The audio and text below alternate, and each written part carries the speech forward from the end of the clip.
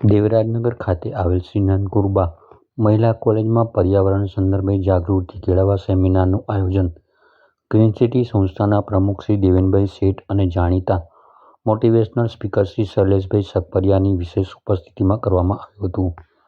પર્યાવરણનું મહત્વ અને ગ્લોબલ હવામાનની અસરો વિશે ઉપસ્થિત વક્તાઓએ વક્તવ્ય આપ્યું હતું.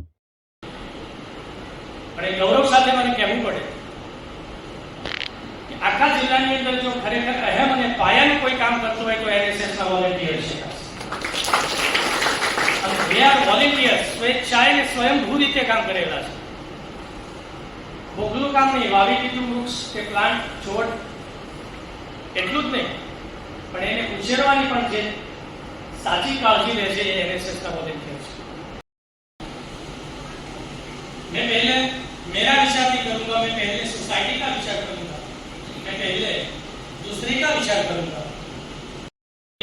Privilege and happy thing that के एनएसएस नेशनल सर्विस स्कीम જે છે કે ભારત દેશ આઝાદ થયો 24મી સપ્ટેમ્બર પેઢીને આજ થઈ જાય છે.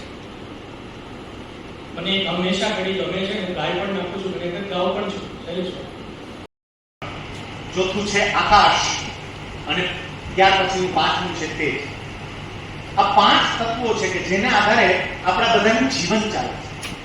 અને એ પૈકીનું સૌથી પહેલું તત્વ પૃથ્વી. હવે અહીંથી જરા કલ્પના કરતા જજો, જરા વિચાર કરો કે પૃથ્વી હોય જ નહીં તો આપણું અસ્તિત્વ શું? પૃથ્વી જ ના તો આપણું અસ્તિત્વ શું? જે પૃથ્વી ઉપર આપણે રહીએ છીએ એ પૃથ્વી પોતાની ધરીની આસપાસ જે પરિભ્રમણ કરે છે, એટલી સ્પીડથી ફરે છે